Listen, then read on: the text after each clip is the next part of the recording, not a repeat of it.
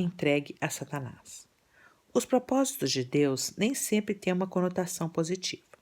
Às vezes, ele usa Satanás como um instrumento de juízo a fim de punir pessoas que são desobedientes e pecadoras. Isso também se harmoniza com os santos propósitos de Deus. A Escritura nos oferece vários exemplos claros dessa verdade. Um dos mais antigos é o do rei Saul. Quando Samuel ungiu a Davi como rei de Israel para substituir o desobediente e voluntarioso Saul, a Escritura nos diz: tendo-se retirado de Saul o espírito do Senhor, da parte deste um espírito maligno o atormentava. 1 Samuel 16:14. Os servos de Saul lhe disseram: eis que agora um espírito maligno enviado de Deus te atormentará. Versículo 15.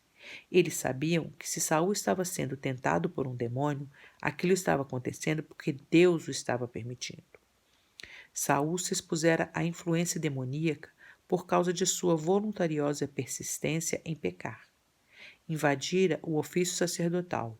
Havia repetidamente agido com orgulho e rebeldia, zombando assim de tudo que Israel representava. Portanto, Deus o substituiu por um rei que ele mesmo escolhera e permitiu que espíritos maus aterrorizassem a Saul. Daquele ponto em diante, Saul afundou-se cada vez mais no pecado. Tomou más decisões, desprezou a autoridade de Samuel e se tornou um homem orgulhoso, irado e invejoso.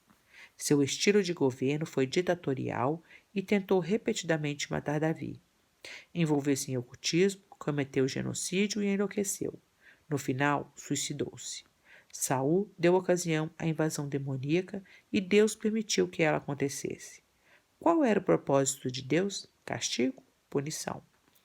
Judas também foi atormentado pelo diabo como uma condenação por seu pecado. Ele foi literalmente possuído por Satanás na noite em que traiu o Salvador. Lucas 22:3, João 13:27. Ele cometeu o pecado mais repugnante na história da humanidade, depois saiu e se enforcou. Deus usa Satanás até para julgar as pessoas na igreja. Paulo escreveu para repreender os coríntios, pois um homem na igreja estava vivendo com a esposa de seu pai. Tal relacionamento incestuoso e chocante precisava ser tratado. O que Paulo fez? Ordenou aos coríntios que o autor de tal infâmia seja entregue a Satanás para a destruição da carne, a fim de que o espírito seja salvo no dia do Senhor Jesus.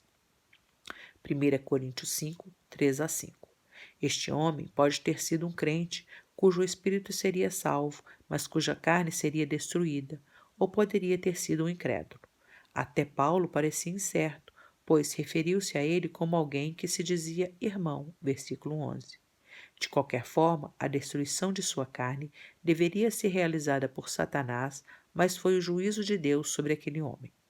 Paulo, usando uma terminologia semelhante, escreveu a Timóteo: este é o dever de que te encarrego, ó filho Timóteo, segundo as profecias de que antecipadamente foste objeto, combate, firmado nelas o bom combate, mantendo fé e boa consciência, porquanto alguns, tendo rejeitado a boa consciência, vieram a naufragar na fé.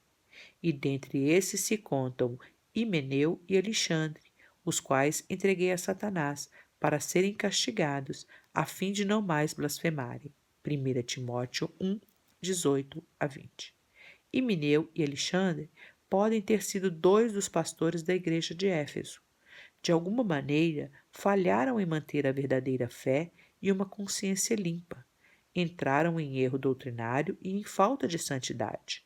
Portanto, Paulo os entregou a Satanás para que aprendessem a não blasfemar. Não sabemos o que aconteceu subsequentemente. Não temos qualquer ideia sobre a intensidade do castigo deles. Pode tê-los levado à morte, ou simplesmente pode ter sido uma doença grave, uma aflição, uma opressão demoníaca ou qualquer outro mal. O que quer que tenha sido, foi Satanás que o fez. Ele estava cumprindo o perfeito plano de Deus.